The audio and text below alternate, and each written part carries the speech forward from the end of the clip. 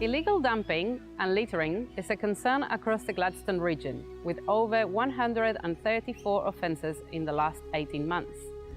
Our region is beautiful, but there are a few bad apples that ruin it for the rest of us, and they need to clean up their act. Commonly found items at illegal dumping sites across the region include car bodies and batteries, mattresses, tyres, white goods and furniture, and green waste. These items can be disposed of at any of the region's waste transfer stations, some of them even for free. Illegal dumping and littering pollutes our environment, harms plants and animals, and detracts from the enjoyment of our public spaces. It can lead to stormwater and ocean pollution, with large amounts of plastic, sugar sachets, and cigarette butts caught in stormwater traps and grates. It's cheaper for everyone to dispose of waste correctly. Illegal dumping and littering cost our ratepayers thousands of dollars each year in waste management and clean-up. It's also costly for our dumper, with penalties of up to $10,000. We can all work together to keep our region beautiful and dispose of waste responsibly by placing rubbish in the bins, or even holding onto the rubbish until you're near a suitable bin, and using our local waste facilities. Don't be part of the problem of pollution. We want you to be a part of the solution. From towns to the bush, illegal dumping and littering is everybody's responsibility. Protect our public spaces and natural environment by doing the right thing for today and tomorrow. If you see illegal dumping, dive in a dumper. See it, report it, Stop it.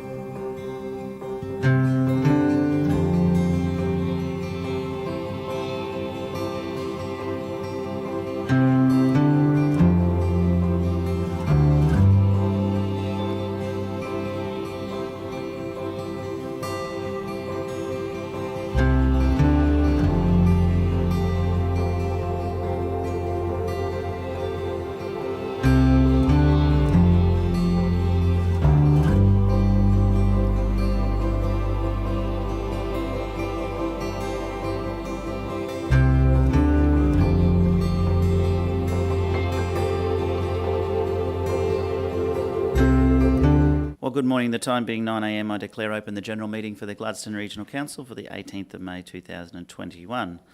The first item on the agenda is apologies, and we already have an approved leave of absence for Councillor Hanson, who is representing Gladstone and Central Queensland at a very important conference at the moment. So thank you, Councillor Hanson.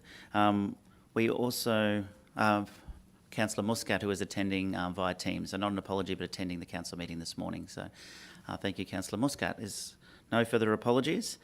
I'll move to the next item on the agenda, which is the messages of condolence, and I have one message of condolence, and that is to pass on our condolence to Councillor Muscat for passing of her father on the weekend. It's been a very tough time for Councillor Muscat's family, and we send our sincere condolences to you and your family, Natalia. Thank you, councillors. Our next item on the agenda is the prior notifications of conflicts of interest. Do we have any prior notifications of conflicts of interest? No? Thank you, councillors. Remember, if they become aware of those during the council meeting, to raise them at the appropriate time. Excellent. The next item on the agenda is the Mayor's statement on current issues, and I'll start by saying that let's looking for the week ahead is going to be a fantastic week for 1770. It's obviously we've got the art show. I'm going to the art show on Wednesday night, and that'll be fantastic. I know Councillor Grady is attending that as well.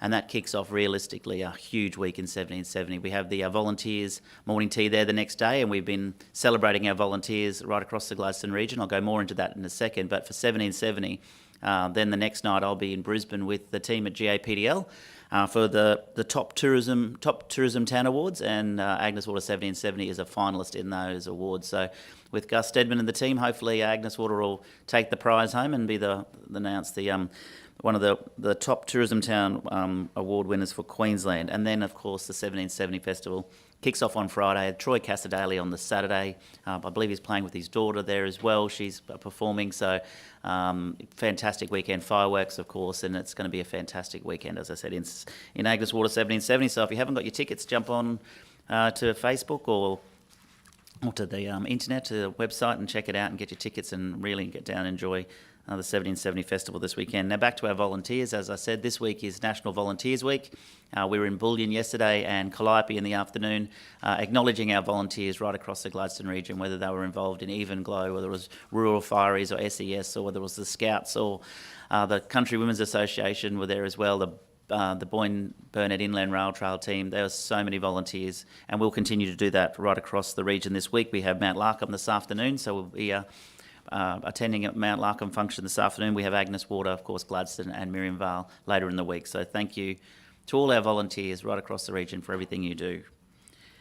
Beef Week just recently held in Rockhampton, as they like to call it now, Beef Australia, but locally known as Beef Week. And of course, we attended a function there with our neighbouring councils in Central Queensland and Western Queensland, promoting those beef corridors, bringing that product to the Gladstone port and out to the market. So a really good function that we hosted there at Customs House in Rockhampton with our neighbours, and shout out to Kerry Hayes, the Mayor of Central Highlands, for his involvement and his team for making that all come together and getting all the councils working together on the same page to support our primary producers in Central Queensland. Fantastic event, as Beef Week was. 3 years till the next one.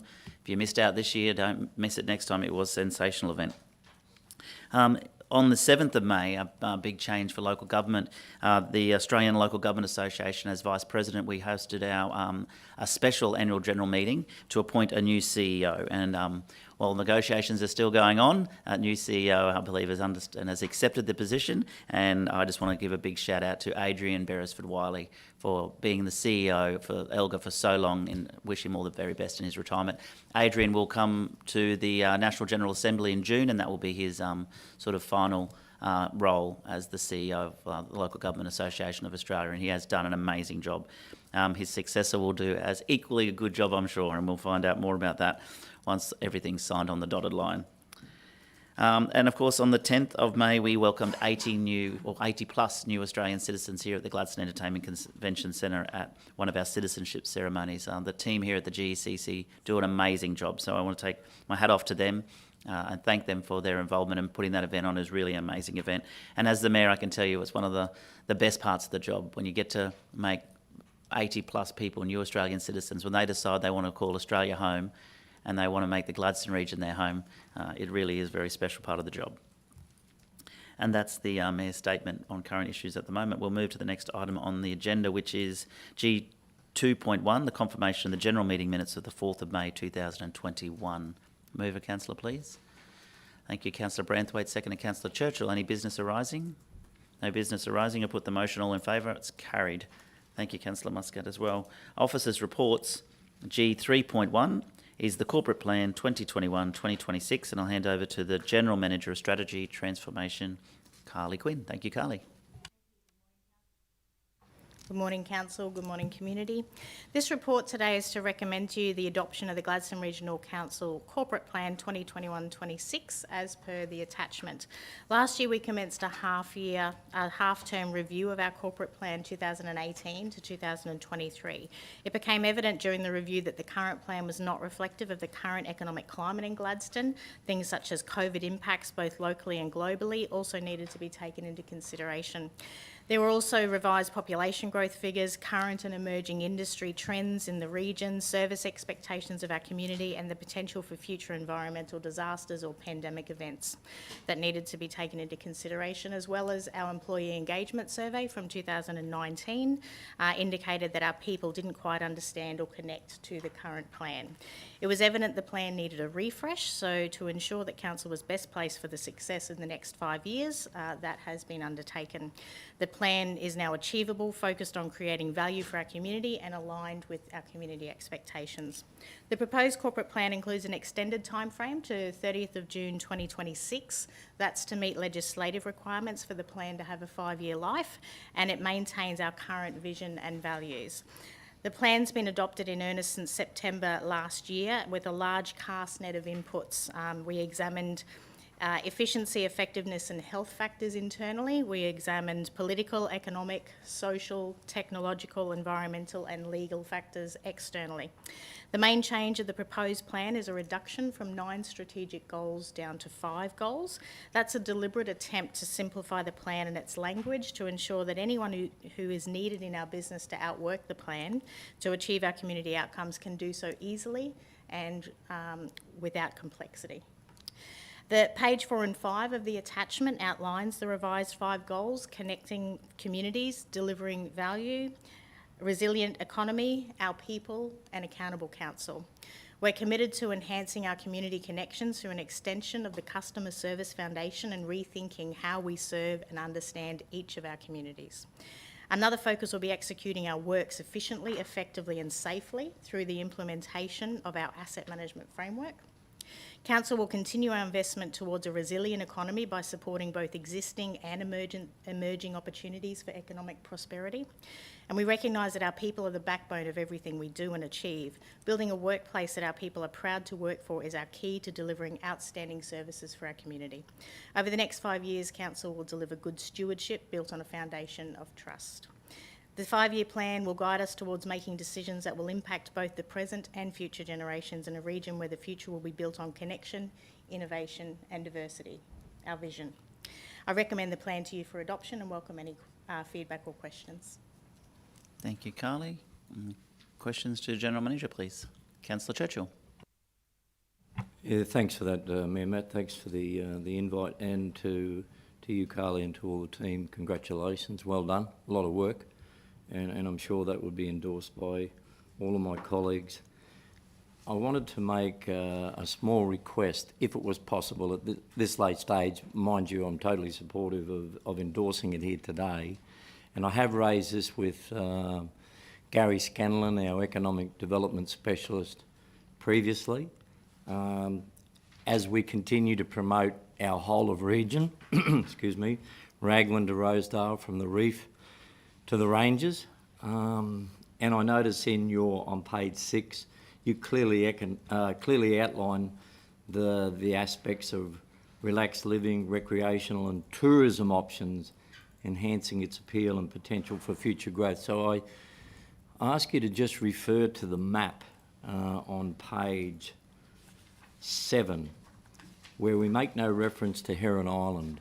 And I know that it's not an oversight, because it's very difficult to be able to highlight Heron Island, be it, and our ratepayers, or be it Lady Musgrave or any of the other islands. So I just feel that if we're really going to be Gladstone region fully encompassing, that we at least need to make some reference to the boundary area, which includes the islands of the Southern Great Barrier Reef in our map. I know it's not a tourism map, I recognise that. It's the feedback that I've got from economic development. But there are potentials in that aspect of the Southern Great Barrier Reef for our corporate planning and also for economic development. So through you, Mr Mayor, I'd like to move the officer's recommendation, but I would also at the same time, if it could be noted, that we could at least make some reference to the important islands of the Southern Great Barrier Reef in our region, in particular Heron Island and Lady Musgrave. Yeah, here. I agree with that 100%. And people live on Heron Island, so they're local residents as well. I don't remember, but I've been told my mum used to work there a lot of years ago. So, yeah, people certainly work there, and we've got to make sure that we include them. So it's very easy to include the Capricorn Bunker Group, particularly the islands in the Gladstone region, Heron Island being one that people live on. Would be nice to live on Wilson, but it's pretty spectacular over there. So, yeah, if we could amend the map, Carly, that'd be great. Councillor Branthwaite. Not forgetting Lady Elliot Island is part of our region as well, and people do live there as well. Absolutely. Again, we could be drilling down as much as we like with trying to identify every area or every destination. Perhaps rather than listing those for the fear of missing someone, we could at least make reference to the islands of the southern Great Barrier Reef. List the major ones, and the other ones are just the coral cays and the lagoons. That's why I raise it today, and I'll raise it again from an economic development perspective when that document finds its way to the agenda as well. Thank you. Councillor Branthwaite, further question? I'd just like to second the motion, thank you. Yeah, all right. Any further questions, councillors? Okay, I have a mover in Councillor Churchill, second in Councillor Branthwaite. The officer's recommendation be adopted subject to that amendment, inclusion of the Southern Great Barrier Reef Islands in the map, or at least referenced in the report. All in favour? Councillor Muscat, thank you. Carried. Before we move on to the next item on the agenda, I was in my mayor's statement, I said that Councillor Hanson was attending a very important conference. Actually, that's Councillor Churchill who will be attending that very important conference, which is the Inland Rail Conference, of course. Huge project for the Gladstone region and central Queensland that we are 100% supporting. Our AEC report identifies that the Gladstone region is the location to bring the inland rail to the port of Gladstone. So that conference is coming up shortly, but Councillor Hanson's actually attending his granddaughter's Isabella's graduation. So congratulations, Isabella. I just wanted to correct the minutes. I was confusing the two councillors there. I know the good Councillor Churchill's looking forward to that conference. Yeah, thanks for that, Mayor Matt. And if you'd like, we could perhaps make a comment at the end, with your permission, in the councillor's report in relation to the postponement of the Senate inquiry into the inland rail. The Senate inquiry is coming to Gladstone in June. So would you allow a brief discussion at the end of this meeting in the councillor's report to this upcoming Inland Rail Conference? I would love an in-depth conversation. Thank you. It's a great project. All right, let's move to the next item on the agenda, which is G3.2, Operational Plan, Third Quarter Report. I'll hand back to you, Carly. Thank you, councillors. So today we're presenting the quarterly progress towards the implementation of the 2021 operational plan, and we have the quarter 3 reports outcomes to share. I'd like to introduce Sarah Hunter, our Manager of Strategic Business Planning, to talk through the report. Good morning, councillors. Today, the quarter 3 report comes to you in a similar format to the last 2 quarters. We have 2 improvements to note from the following 2 reports, and that is we've included a new introduction, which just helps the audience understand what the report is about. And we've introduced 2 new performance criteria, which is amended and complete. So it's very great to be able to report that we have some completed items from our operational plan for this year already. The performance for quarter 3 is at 80% on target, which means that either they're on track or completed. We have 7%, which is only 1 item that is of concern, and we have 2 items, or 13%, that are now amended and not expected to be completed by June 30 this year. If there's any questions, happy to take them. Thanks, Sarah. Questions to Sarah or to Carly, please? So good luck. No, you go. Thank you, Mr. Mayor. I just wanted to point out some of the key stats in the document, and thank you. I see there was over 30,000 interactions across customer solutions with ratepayers in the region. 88% of customers rated the response as excellent. So, you know, that's really encouraging statistics for our customer service team. And another one that I thought was quite good was $9.7 million in successful grants that we've managed to apply for and reduce the burden on our ratepayers across the region. So it's a good document, and thank you for the update. Appreciate it. I couldn't agree more. That's fantastic. Councillor Churchill, questions? You know, totally agree. Look, all the elected members and operational staff would be well aware of this particular point, but I just think for the purposes of people that may be listening in at the moment, we've just adopted the corporate plan, and you make reference on page 9 of the corporate plan relevant to it aligning to the vision and the long terms of the operational plan.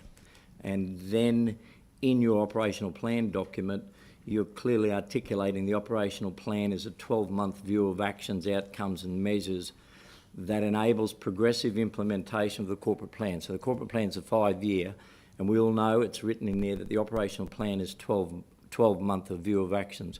Question that keeps getting posed to me, and I'm sure to all my other fellow elected members, is that trying to understand how that finishes at the end of the 12 months. Perhaps if you could just give those that are listening online an understanding of the 12-month and how it transfers over the next 12 months, because the question that gets posed to me is, why is it that we can't do projects in 1 year and then roll the project over into the next year rather than everything going back into the pot? Perhaps you might be able to clarify and or perhaps give an insight on how one project can go over into the next operational plan. It just doesn't cut off at the end of the 12 months.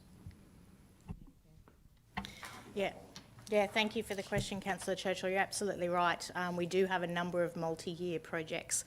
The operational plan is a snapshot of the activity that we endeavour to achieve in a 12-month period, and we report on what we hold ourselves accountable to achieving of that portion of the project in that period of time, so that we can ensure that we are moving the needle towards that 5-year corporate plan.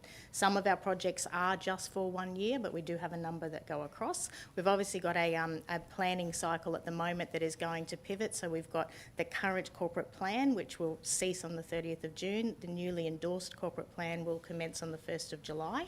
But a lot of the activity that is in the current corporate plan does get carried over and continue in the new corporate plan. The intent of where we're heading over the 5 years has not changed. It's just how we're going to get there, and new information and new internal and external factors that have helped us develop that new plan. So a lot of the work that is currently underway will continue. A lot of the work that was carried out in the first corporate plan and the last 3 years operational plan are all foundational items for the new plan. Thanks for that, General Manager, because I believe that will clear up the air on some, because when we get to the next tier, when we start to talk about budgets, you can do multi-year budgets relevant to the operational plan, can't you? Great. Councillor Busquet, do you have a question? Hello, good morning, everyone. Well, it's not necessarily a question, but I just wanted to make a quick comment about the document. I really like it, and I guess continuing from the last quarter when we had it before, that was also very refreshing to see. A lot of the stories that I love the highlights, and it really does provide a picture that is, it provides visibility to people about the things that we do that they might not be sort of out there all the time. So I really encourage everyone to take 10-15 minutes to read it and to see what our staff and the organisation delivers for everybody, and delivers also for itself, trying to improve all the time on the things that we're doing. So hopefully people will be able to take those 15 minutes to see what we and the staff are doing to make their lives a little bit easier and better. Thank you, Councillor Muscat. Further questions or comments, councillors? No. Yeah, I might just have one. Just getting back to Councillor Churchill's question there and comments. On your keys, is this where the amended key was added to the corporate plan to address the situations that Councillor Churchill was bringing up, that projects do go over to 2 plans, 2 financial years? Or is that another area altogether? It's probably both. So that item wasn't introduced specifically because we have new items that are going over into 2 years. That is something that has occurred before. But that particular indicator has been added because with the reviewed change of pace and the new corporate plan, we're doing a lot of due diligence in our planning to ensure that we're doing the right work at the right time. A number of the items, once we start to uncover the activity, it becomes evident that something else potentially should happen before it. So the activity is still planned, it is still in the corporate plan, it still should occur, but we're pacing it a little bit differently. So we're not closing it down. We don't want to itemise the item as closed. We're amending the item. Thank you, Councillor Cameron. Any further questions, comments? Can I have a mover, please? Move Councillor Goodluck, seconded Councillor O'Grady. Oh, sorry, Councillor Muscat, I'll grab you next time. All in favour? Motion is carried. Thank you, Carly. Thank you, Sarah. Before you go, I want to say on both of those items, thank you very much for the effort that you particularly have put into these two items. They're very important for council. Obviously, operational plans every year, but that corporate plan is a really great document moving forward. And to Lisa and the entire general management team, to Carly, Kylie, Rob, John, Mark and Tinas. We have a great senior management team here at Gladstone Regional Council, and their leadership made it very easy for councillors to be able to sign off on these two documents. So thank you very much, and to you too, Sarah. Okay, thank you. We'll move to the next item on the agenda, which is G3.3, Phillip Street's Communities and Families Precinct Advisory Committee. Finally, this project I was there yesterday. We've signed leases with the Salvation Army, and it's really moving ahead and will be open for business very shortly. So this is our committee that will be looking after the facility. I'll hand over to you, Kylie Lee. Thanks. Thank you, Mr. Mayor. Can get quite confusing, Kylie Lee and Lee. This morning we're really proud to come to you to discuss our advisory committee nominations. In February 2021, Council approved a model where Council would run the facility under the guidance of an advisory committee, which was made up of community leaders in targeted sectors across our community. An extensive EOI process was undertaken, led by Lee and the team, and members of our Phillip Street Working Group. I think it's timely today, as we start Volunteers Week, to really acknowledge the support that we have of our Phillip Street Working Group. These are people that volunteer their time and their expertise, and we really wouldn't be in the place that we are right now without those key people in our working group. So today, councillors, we seek your endorsement of the people that we've selected for the advisory committee. In addition, the appointment of a councillor representative, and also to endorse the CEO to select a council officer representative. If I can, just hand over to our Manager of Engagement and Partnerships, Lee Griffiths, to tell you more about the EOI process and the members that we've selected for this advisory committee. So we had quite a robust EOI process. So the task and finish group, made up of key stakeholders, got together to map out what skills and attributes would be needed to ensure that the precinct is living its values and can provide the advice and recommendations up to council. So a range of questions were asked as part of the application process. We received 9 applications throughout the process, which all were deemed really good candidates to come to interview. Of the 9 candidates, we have recommended 5 to join the advisory committee. So we have Cecilia Egmalise, who is a representative of the Indigenous community and also is a member on Council's Reconciliation Action Plan. We have Christine Ward, who is a representative from our senior community. We have Kate Duffy, who is a member of, he's a person living with a physical disability and has a broad range of experience in that space, both with Stronger Places, Stronger People, and at a statewide level. And we have Monica Mattingly, who is a representative of our young people and is studying OT currently at the university here. And we have Supra Singh, who is a representative of the Cold community. It was really exciting to see a community with members with such an asset to the community, with a broad range of skills and experience. And the big thing that they all mentioned was they wanted to bring their lived experience to the table, which is really, really key. Thanks, Lee. Thank you, Kylie. We might split this item out. Well, obviously, is there interest from councillors to attend, to be on this committee, firstly? I have Councillor Muscat and Councillor O'Grady. Yes, Mr Mayor, I have an interest. I've been following this project for many years now, so it's great to see it's come to fruition. Councillor Muscat, are you interested in being on this committee as well? Yes, I am. Is there any other councillors that would be interested in being on this committee? All right, well, actually, is there any reason why we can't have both?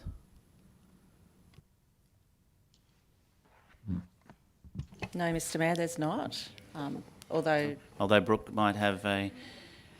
I think your terms of reference identify one, but Brooke might... Yeah, it is councillor's choice, but you will need to amend your terms of reference because you only have one currently identified. Well, let's not complicate it. I would like to have a mover that we appoint to separate the two items for now, and we'll go with item 1, which is to accept the recommendation of the officers for the appointment of the committee members. Can I have a mover, please? Thank you, Councillor Churchill. Second, Councillor Branthwaite. Did you have a question there, Councillor Muscat, or are you happy to support that? No, I was just supporting. Okay, all in favour? That motion is carried. I don't want to confuse the two issues. Now, in regards to a councillor, I personally am happy to appoint 2 and have terms of reference amended, but over to the floor, councillors. Great idea. He beat me to it. Oh. It would be nice to see some men actually on there. Chris is going to be a little lonesome, but yeah. Could I just ask a question then, Mayor Matt, in support of changing the terms of reference? Is it the committee that will appropriately determine the chair of this committee, or will it be council to determine who will be chair of this committee? Noting your comments from the past in relation to the role that elected members should play in relation to community committees, community boards, community organisations in taking the leadership role. So that needs to be given some thought perhaps in advance, but I'm totally supportive of Councillor O'Grady and Councillor Muscat being our representatives. I might throw that to Brooke. Is that a Brooke? Yeah, the terms of reference are attached to the report in the agenda, and section 4.2 outlines that the position of committee chair will be determined by the committee. Okay, that's fine. Councillor Goodluck, do you have So are we able to amend the terms of reference here today then, yeah? Yeah. do that as part of the resolution? Would be to appoint Councillor O'Grady and Councillor Muscat and amend the terms of reference appropriately. I'm actually prepared to move that from the chair. Seconded by Councillor Trevor. Any further discussion?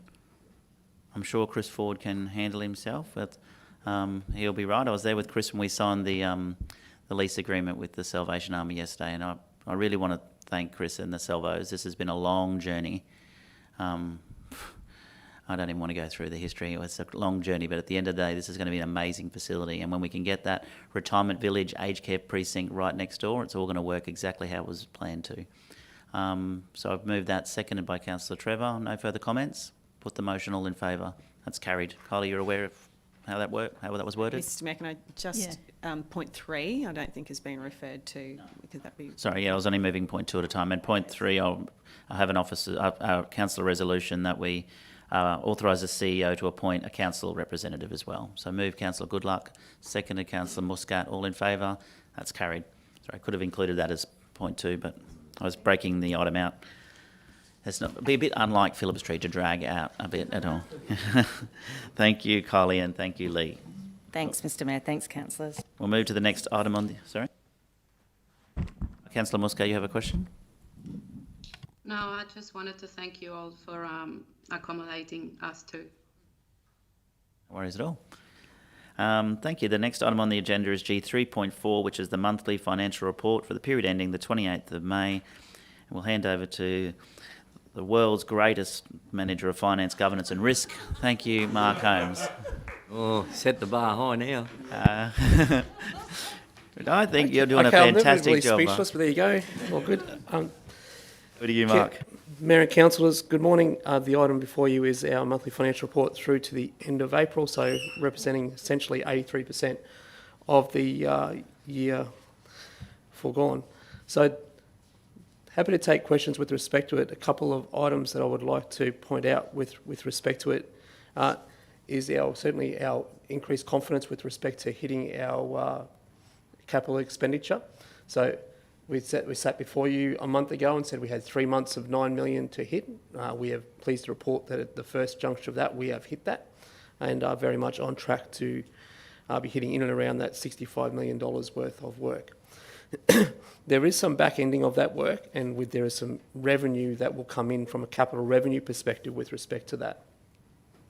So that's why you'll see that our capital revenue receipts do look quite low as opposed to where we probably would be. But as we claim those revenue items, as those items are spent, particularly you've got some key items there in and around the landfill and Blaine Drive where we haven't actually claimed those yet. Once those works, if we receive those claims, we'll get those claims in. And of course, one of those other parts there is the receipt to the aforementioned Phillip Street from the Salvation Army for the $2.7 million that's within the other capital grants item there. That's been split out since your last report. With respect to our financing costs, that is a big variation there. That reflects the decision with respect to the refinancing of our debt portfolio.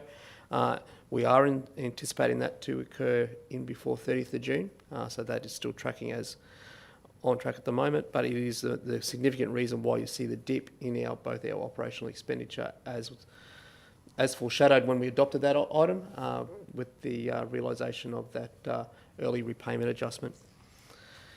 With respect to our outstanding rates, please report we're essentially 1.7% ahead of where we were this time last year. So certainly tracking well in that space, and that is certainly pleasing to see. But happy to take questions with respect to the report. Mark, can I? Oh, sorry, Mr. Branthwaite. I just was trying to, while we're on the point, I've circled a couple of things here on my notes here, and it's the residential rates and outstanding was greater than 3% per suburbs, but there's a lot, obviously, some pretty big numbers in tandem. Are those outstanding, or are they on payment plan, or is it? Look, probably we could break that figure up further, understanding who's on payment plan and working through those. Probably haven't got that data in front of us, but this is certainly pointing out that, you generally where you've got our suburbs, and as we pointed out previously, your Boyne Islands, your Tannum Sands, and your Agnes's, they're very much whole suburbs. When you get into Gladstone and the like, there's numerous suburbs that are recorded individually. So in Gladstone, we would have New Auckland, we have Talina, Clinton. They're all separated out, where essentially there's no suburbs in this place. So they're all amalgamated together. So it's a big base to draw upon. So certainly there may be some characteristics with respect to those properties we need to look into, but more than likely I would expect that a lot of those will have payment plans with respect to those. Yeah, just sort of wondering if there was a common denominator in amongst all that. That's all. And as far as these charts go, it certainly stands out like a sore thumb. But and what we're sort of doing to do that. But obviously, some of those numbers are on payment plans. Yeah, and I think when you look at those, they are largely because of that amalgamation of essentially the number of properties in those groups. Thank you.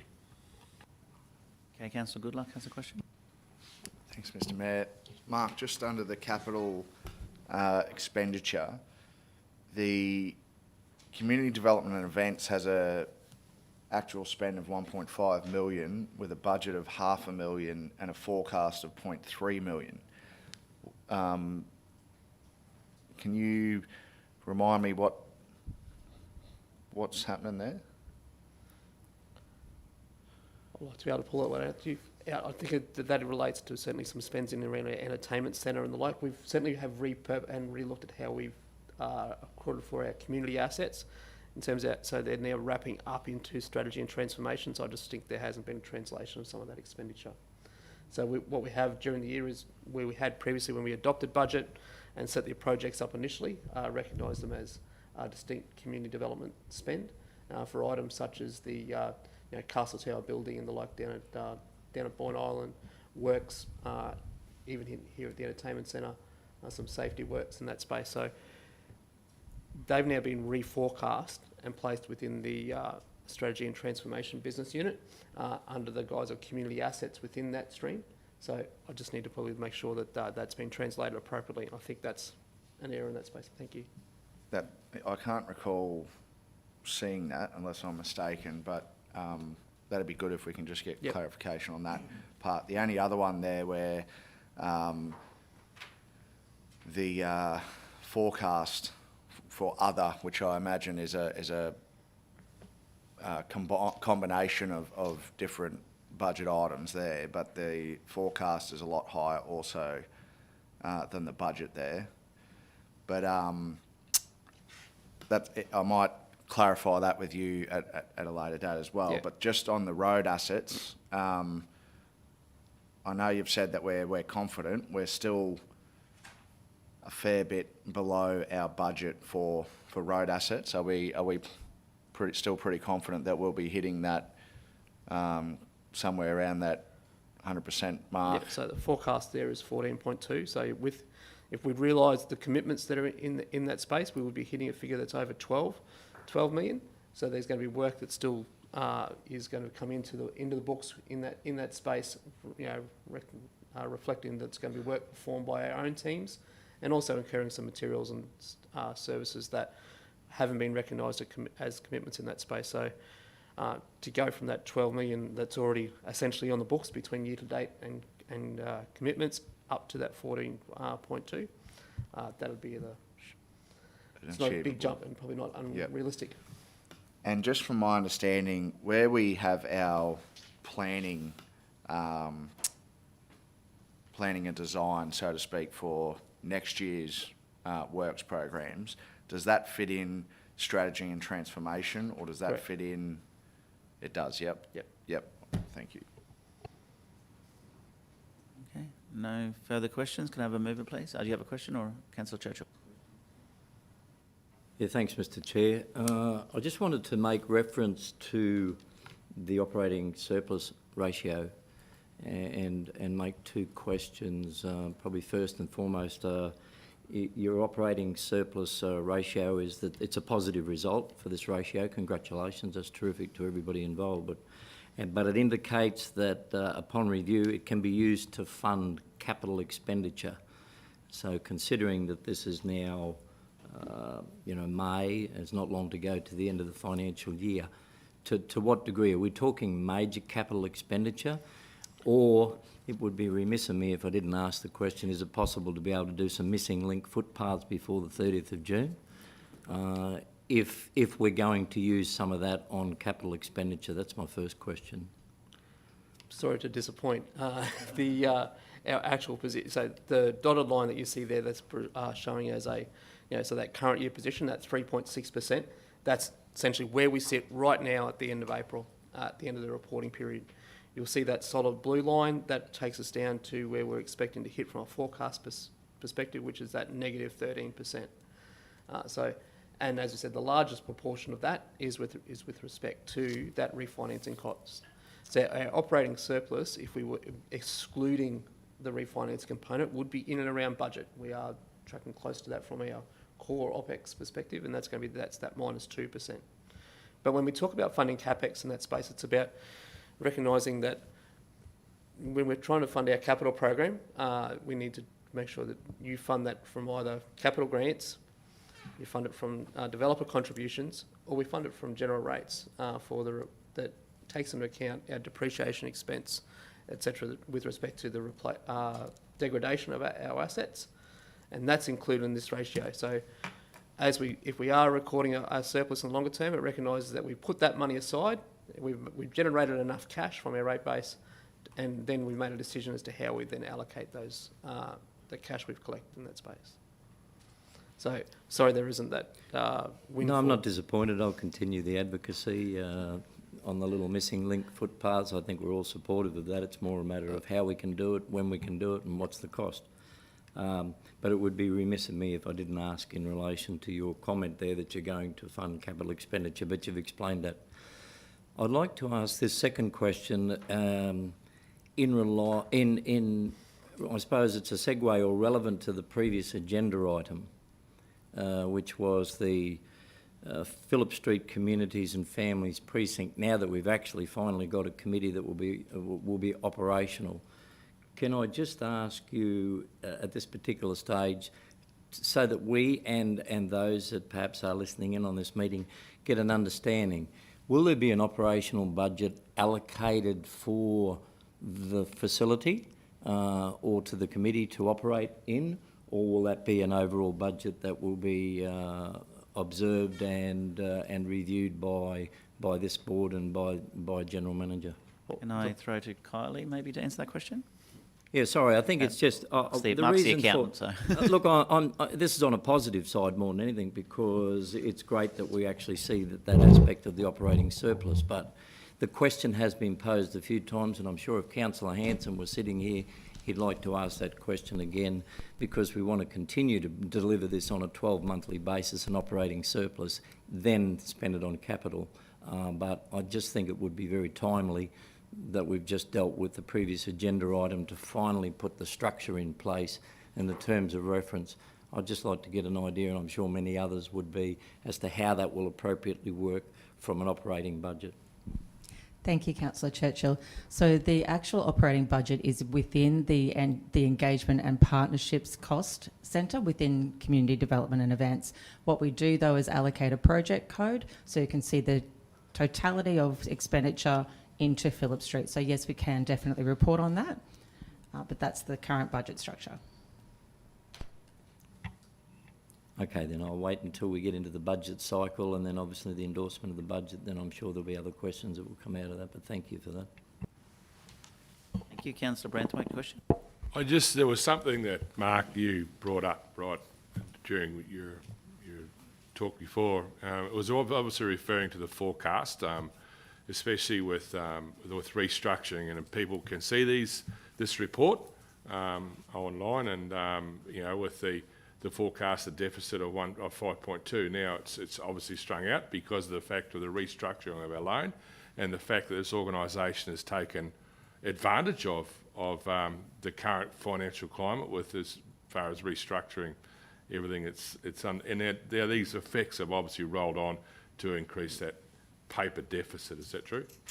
Yeah. So what essentially we see is we will realise that early repayment adjustment this financial year, and then we'll see essentially over time we'll have a lower finance cost that will come through in your books. So we'll lower the interest payment, and also then we'll free up some cash. Then the longer term over that next 20 years as a result of that. So it is a longer term piece with respect to the refinancing. So the ratepayers will certainly benefit, and this organisation will benefit, and the region will benefit from all these decisions that have been made this year. So well done, thank you.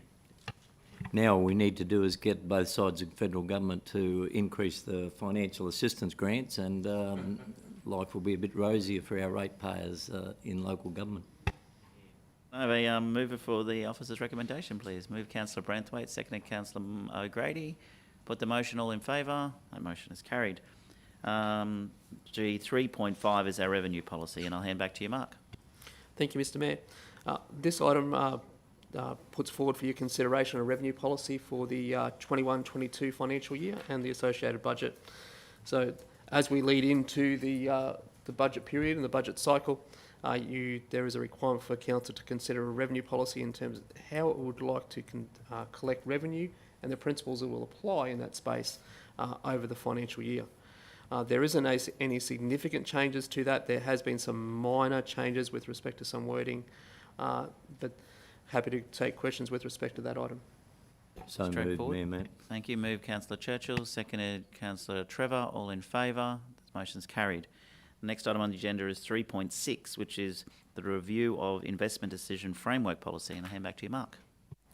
Thank you, Mr. Mayor. Very pleased to bring towards you today our investment decision framework and its associated policy, and you'll see also attached the corporate standard that will be bringing the work to life of the IDF that we referred to many times around this table in terms of guiding the investments of council with respect to its non-current assets and in fact all assets and investments that it makes.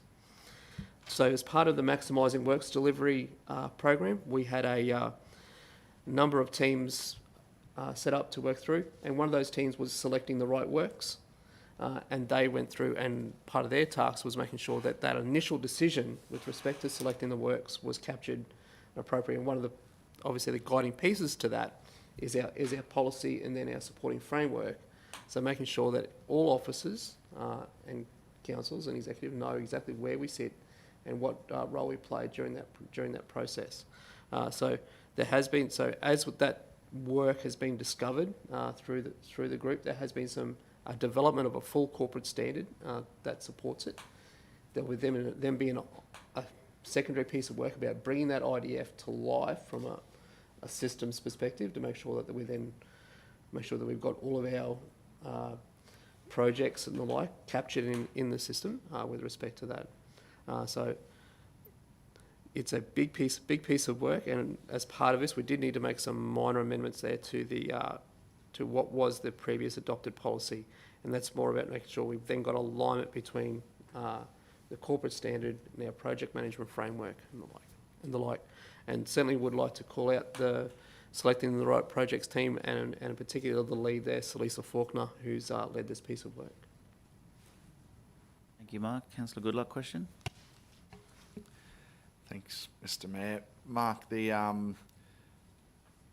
I note we've changed some of the terminology in the document, which I support, but in particular the part around the terminology which relates to the capacity for the policy to cover not only capital works investments but operational works. And that's absolutely important.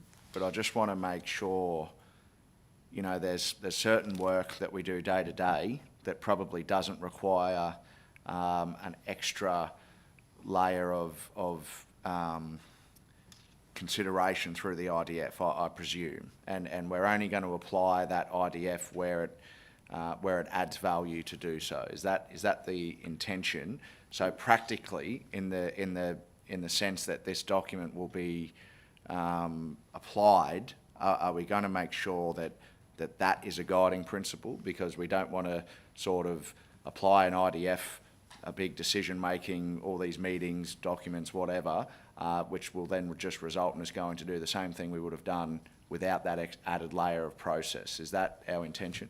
That's the absolute intention, and certainly is the intention that we will be reviewing both the policy and the corporate standard as we learn from its implementation through the year. So certainly I think it's important that we put the rigour around some of our operational decisions in this space, but it's not meant to pick up what is essentially BAU. It's meant to mention where we are making some step changes in terms of service levels, proposing, you know, a new service, for instance, that may not have be part of our current services to the community. So it's looking at making sure that we put that rigour, so the same rigour that we're applying to our capital investments, we're doing it from an operational perspective also.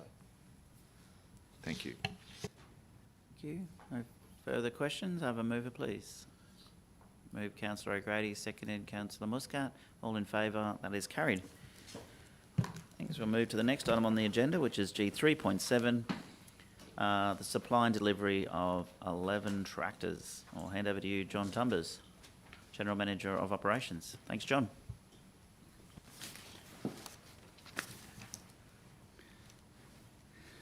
Thank you, Mr. Mayor. I also have online Christy Walkner, our Manager Contracts and Procurement, and Rick Mulvey, our Manager of Operations Support, to answer any questions on this paper. This report seeks resolution to enter into contract with PFG Australia for the supply of 11 tractors. The tractors are required to support roads and parks, predominantly maintenance programs and delivery. And it's a combination of, I suppose you'd say, two different sized tractors that suit the different types of work that we do. It's worth noting they are replacing machines that vary in age from 17 years of service down to 7 years of service, so many of these are overdue. And the operational reliability of those tractors is, excuse me, showing their age. The economic useful life is typically around 7 years for this sort of gear. The purchase will take place under local buy contract with PFG Australia, and the value of the contract is $752,700. Money well spent, and especially for the one retiring after 17 years. You got your work out of him. Anyway. It's probably got a name, Mr. Mayor. No doubt. There's appropriate afternoon tea. Thank you. Councillors, questions, please? Councillor Goodluck? No, you happy to move? Councillor Branthwaite has a question first. Yeah, thank you, Mr. Mayor. Thanks, John. This is a pretty good report. I struggle with the name, with Quixote, and I'd never heard of it before. Growing up in New Zealand, I heard of Kubota and Massey Ferguson and all that, so I went and researched it, and I found out that it was South Korean, and they've been in the country for 20-odd years, and PFG, I'd never heard of them before, but it's actually a New Zealand company, believe it or not. So, but very, very wide, obviously power farming group, so, and very, very well known across the tractor and farm implement side of things. So it gave me great confidence, I'm trying to get to, it gave me great confidence in the fact of this process that you've actually gone through. So thank you very much. Thank you, Councillor Branthwaite. Thank you. So, Councillor Goodluck, we have to move that still? Yes, thank you. Moved and seconded, Councillor Churchill. Put the motion. All in favour. That is carried. Thanks, Councillor. Thank you, John. There's no deputations. In terms of councillor reports, I thought Councillor Churchill might like to talk about the Inland Rail Conference he'll be attending soon. Is that correct? I thought Councillor Hanson was already at, but he's actually at a graduation. I mean, Councillor Hanson, yeah, okay, then I'm sure Councillor Hanson, albeit all councillors, would probably be wanting to attend this. But this particular upcoming conference, and I thank Council for allowing me to represent this council and the region and Central Queensland at this particular conference, along with our Economic Development Specialist, Gary Scanlon. But for the purpose of the exercise, I think rather than going into it, it's probably more a matter of waiting for my report to come back. But we're very mindful that this Inland Rail is Australia's largest infrastructure project, and when it's fully developed, is proposed to provide a standard gauge link between Melbourne and Brisbane. That has been the plan, and there's been a lot of talk about that particular aspect of it. But the key driver of the project is to deliver freight transport efficiency savings, and in particular the intercapital freight and freight for import and export. The intent of our representation there is to advocate, and I haven't received my T-shirt yet, but my T-shirt on the front should read, you know, you'll be glad you came to Gladstone. And then on the back it's probably going to be, you'd be mad if you didn't. And I'm not sure whether Gary Scanlon would be prepared to wear one of those T-shirts, but he could make that uniform. He may be listening in. While the vision for the Inland Rail is to provide port-to-port connectivity, and I'm making reference to our very, very important and well outlined economic analysis that should be provided and has been provided. Perhaps it could be attached to the agenda, but in advance is that the Inland Rail has been designed to terminate at Acacia Ridge in Brisbane, or even further afield at somewhere in the Scenic Rim area, the beautiful environmental area of Scenic Rim. The project was initially estimated to cost $5 billion. The construction, when it commences, is estimated now to cost $10 billion. And with the recently announced cost overruns, the project is now estimated to cost at least $15 billion. And now they're talking about putting a super tunnel underneath the city of Brisbane to allow this freight to find its way to the Brisbane port. There is, however, in my opinion, and I'm sure the collective wisdom around this table and this council, significant risk of further cost overruns as the entire Queensland route is further evaluated and defined, particularly with the route through the Toowoomba Range. And the key challenge, obviously, in delivering the Inland Rail to the Port of Brisbane is the significant geographical, urban, community and environmental constraints along that particular corridor. So from our perspective, we need to be in there advocating for it to come to Gladstone. Yeah, it won't be without its challenges in coming to Gladstone, but when you look at the billions of dollars that is going to be spent on infrastructure going into Brisbane, I believe, and we believe, that this will be an extremely more cost effective, more cost benefited project to come to the Gladstone port. Now, in light of saying that, and Mayor Matt, you would probably, as all elected members would be well aware, that there is a Senate inquiry, and you may wish to put it on public record in relation to that Senate inquiry, but we did receive an email from a number of people in the Lockyer Valley and in the Scenic Rim area, indicating that the Senate inquiry into the management of the Inland Rail, which had been set, and this has now been postponed 3 times now, and now we're dealing with the continued extension of time for this Senate inquiry, which will now go to the 11th of August 2021. The original reporting deadline was the 20th of September 2020, as we would all be aware. 20th of September 2020, which never arrived. It's been postponed, then it was postponed to May, and now it's been postponed to August. So for the purposes of our advocacy and we're well aware that people at this conference will be supportive of it going into Brisbane. Our role will be to continue to ensure that our report and our economic analysis puts up a very, very strong business case that Gladstone should be the next port of destination. And if not, and I won't go there too often, but if not, Gladstone still needs to be part of this national infrastructure rail from Melbourne to Darwin. And Gladstone is very much a port of destination and a port to the world.